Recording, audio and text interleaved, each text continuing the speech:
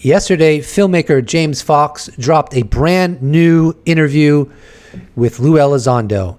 It took place at his brand new bar, Bombshells. And I thought it was a really wonderful interview. I want to go over it with you, analyze it with you, but I also want to ask the question that is in a lot of people's minds. Is Lue Elizondo a disinformation agent? Let's explore that as well. Do you consider yourself a first-hand or a second-hand witness to the UAP or UFO phenomenon? Firsthand, but let's deconstruct that a little bit, because I was always a nuts and bolts guy. People say, "Oh, did you see an alien?" Right?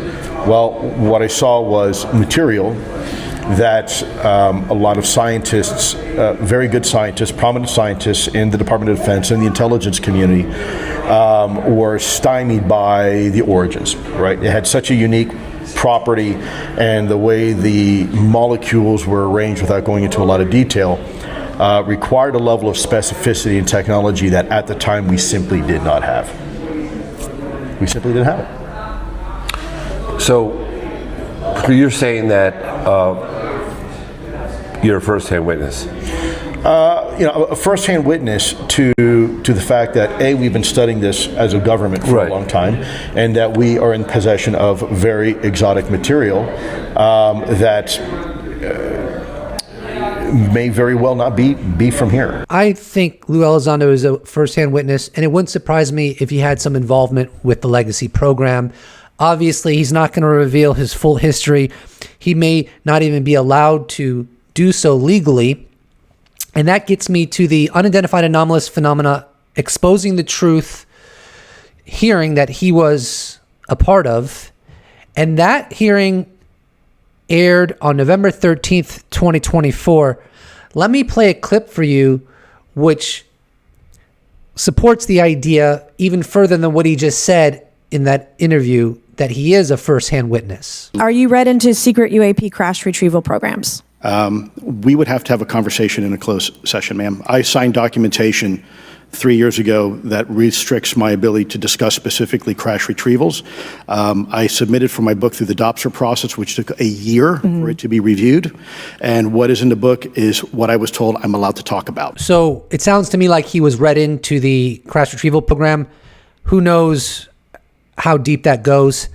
And recall that UFO whistleblower David Grush was recently on the Brett Baer Fox News show, and he stated on the record that he was read into a legacy UFO program in an official capacity and saw an image of a non-human being.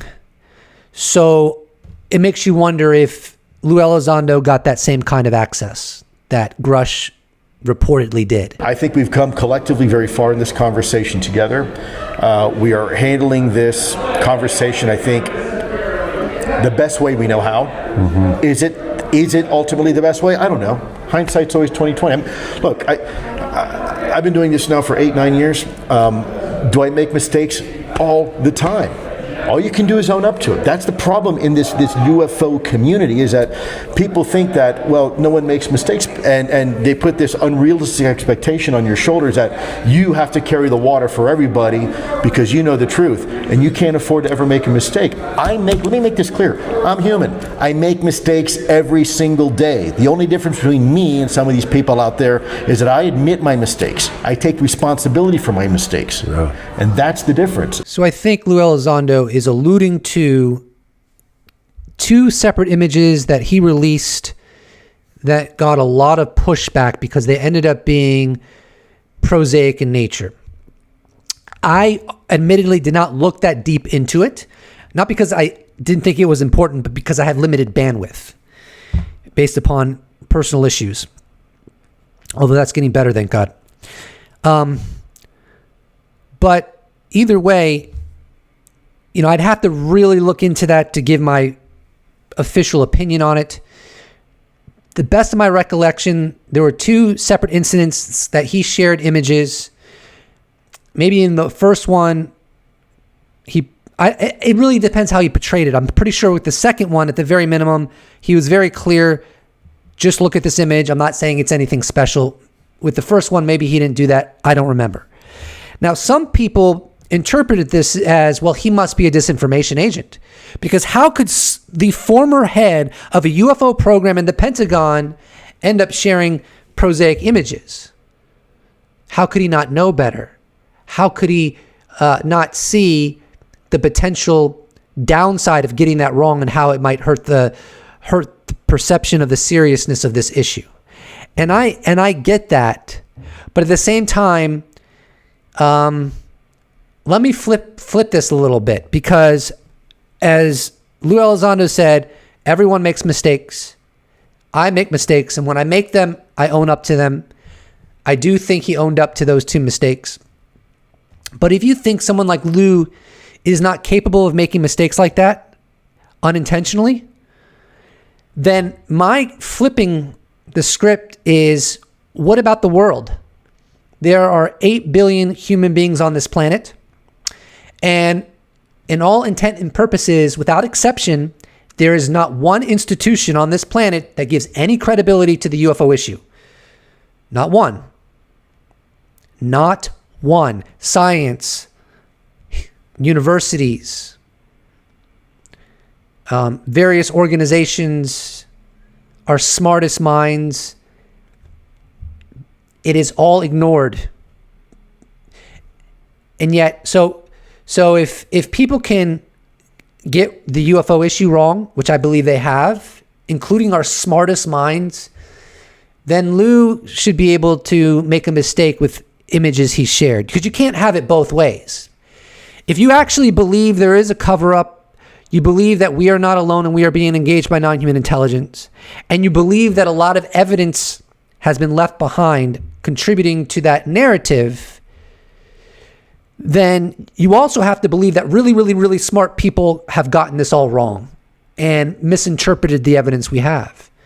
So if really, really smart people can get the UFO issue wrong, like really, really smart people, then I think we need to hold space for Lue making the mistakes he made. I think that's fair. Now, today I tweeted out, I'm generally biased against thinking people are disinformation agents when they tell us the exact opposite of what Arrow wants us to believe. And Kelly Chase responded to that, and I respect her opinion.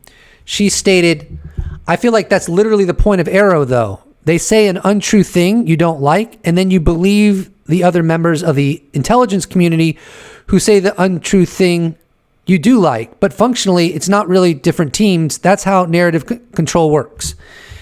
I don't want to go into my rebuttal to her. I did a very long rebuttal on X. But I respect Kelly's opinion. She's one of the most articulate people within the UFO field. But I don't agree with her perspective on this, even though I could be wrong.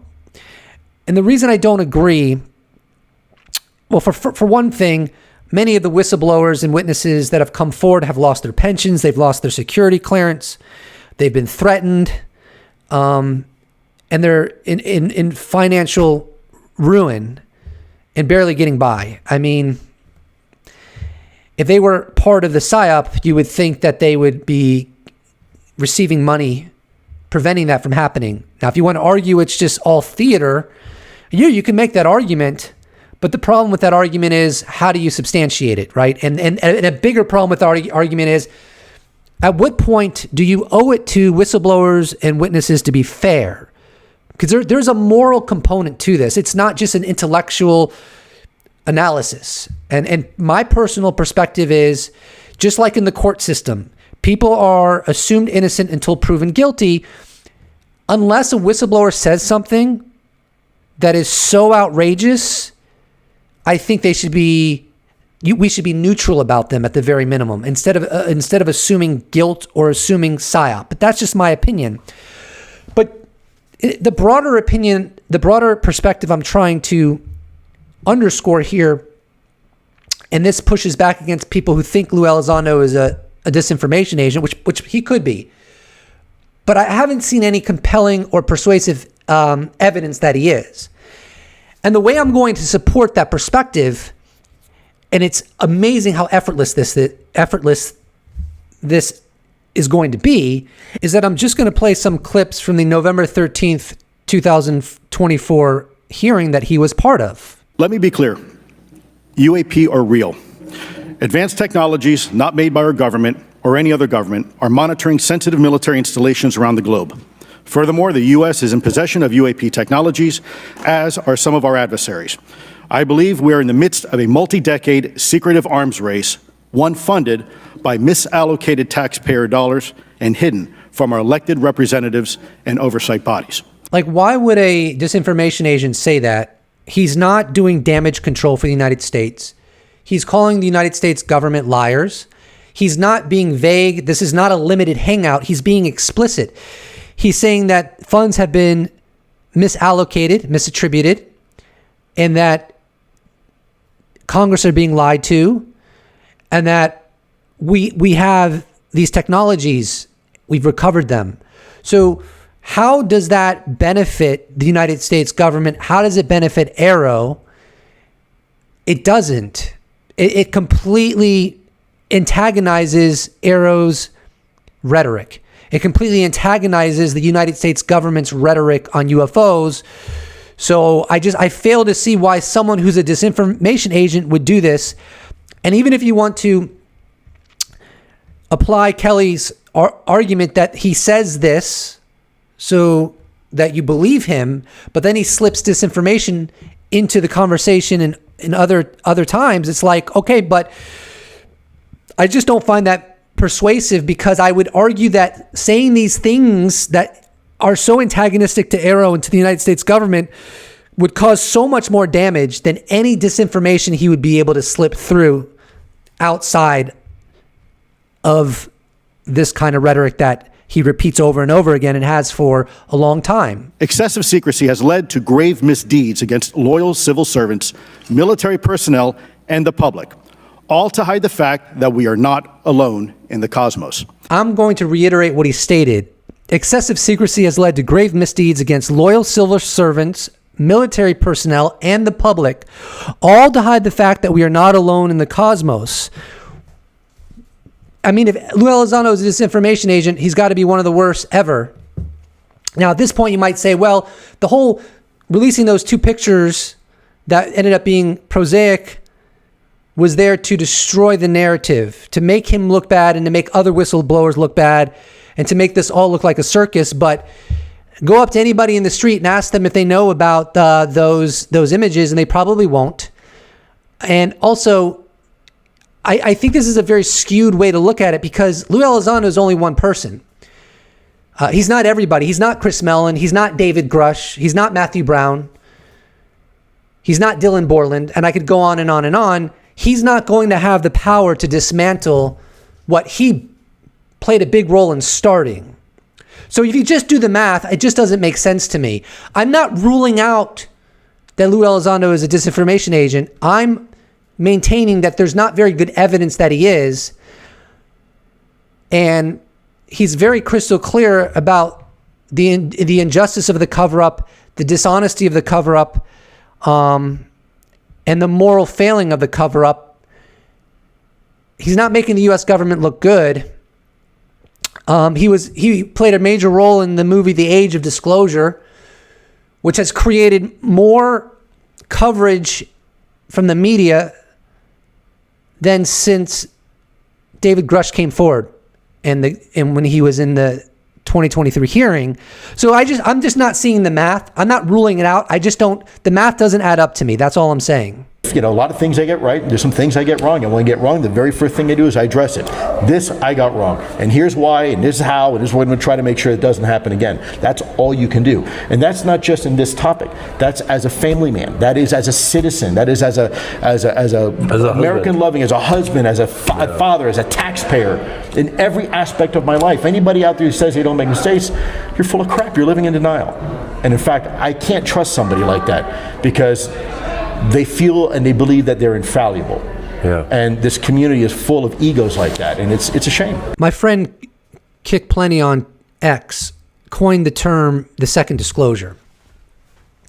And the second disclosure is not the first disclosure. The first disclosure, everyone is well aware of. We learned that we're not alone. We learned that there was a cover-up. we learned that we were and are being engaged by non-human intelligence. The second disclosure is we learned that we are far more fallible than we ever gave enough thought to. I mean, we have our Starbucks, we have our Wi-Fi, we have our near self-driving cars where we just have to monitor them. We have our space shuttle. We have artificial intelligence. We are very far along technologically. But imagine what happens to our collective ego once disclosure dawns and we learn that all our best institutions and our smartest minds gave no credibility to the UFO issue, even though there was, of course, a preponderance of evidence left behind, because there had to be, right? If non-human intelligence is engaging our world and governments are covering it up, that's not going to happen in a vacuum. That is inevitably going to leave evidence behind. And so many of our brightest minds and our best institutions ignored it. So through that, we will learn the second disclosure that we're not nearly as sharp or as fair or as able to see through illusion as we thought we were. And I think the UFO issue makes a fool out of us all. I think it will make a fool out of governments, aerospace corporations, and all of us in multifaceted ways. I mean, think of it this way. People in the UFO community that think they have all the answers and they know exactly what it all means. Well, what if they're wrong? What if it's not exactly as they perceive? What if it's much more complicated or not aligned with their narrative? Well, that's going to make them look foolish, isn't it? Governments will look foolish because they lied to the public, creating enormous inevitable blowback. Why didn't they come clean sooner? How is that rational? It's not. It will make our scientific institutions that were so adamant that there's nothing to see here look foolish. It will make me look foolish. It will make you look foolish. And to me, that's one of the great spiritual realizations and truths that will emerge collectively in a post-disclosure world, which we can call the second disclosure. And like I said, you can't have it both ways.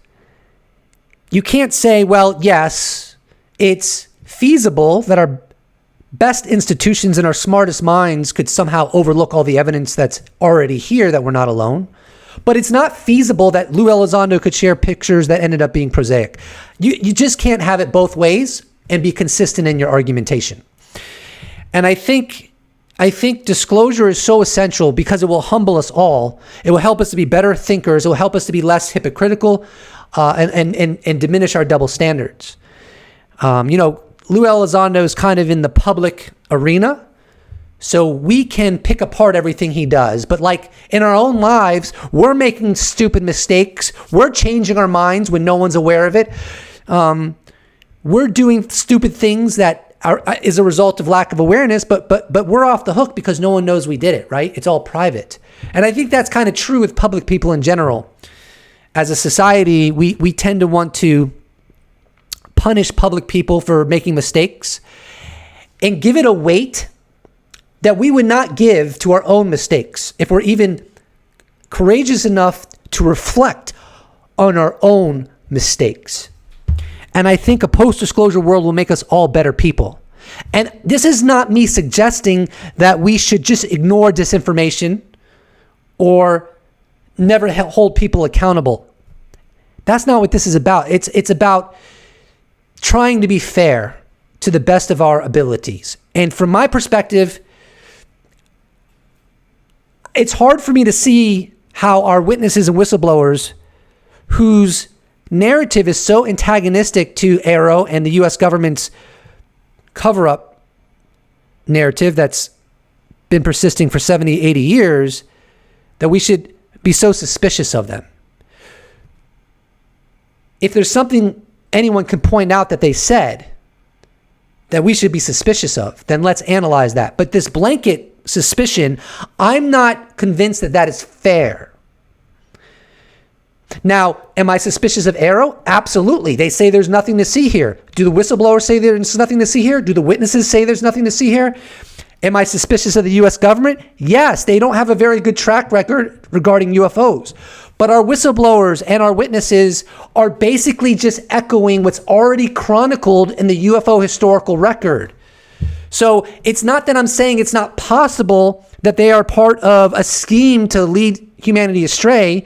It's just that I don't see any compelling evidence for that.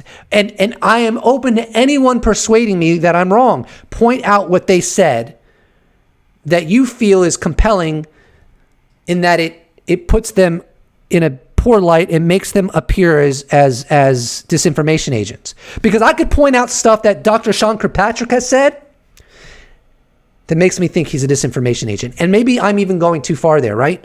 So that's all I'm trying to say with this video. And next time you folks ever want a nice frosty beer or a nice cocktail, come on down here and we'll have a chat.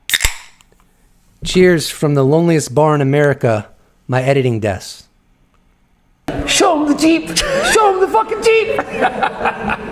Look at that Jeep. Come on. It's an old M170, 1953 M170. The coolest bar in the history of any bar is right here. I appreciate that. I'm serious. I've never been to a cooler bar in my life. I'm a little biased myself. Oh my God. By the way, I gotta admit, that is a really cool looking bar. I think I covered my bases in this video. Feel free to disagree with me. We're just having the conversation, and we're going through this journey together as we move closer, as I see it, to the post-disclosure world. Please do not forget to subscribe. If you'd like to support the channel, you can become a patron, you can become a YouTube member, you can give me a one-time donation. All those potentialities can be accessed in the description box below. Or you can just slap a like on this bad boy, and I'll appreciate it so much. Thank you so much for watching. I look forward to seeing you in the next episode.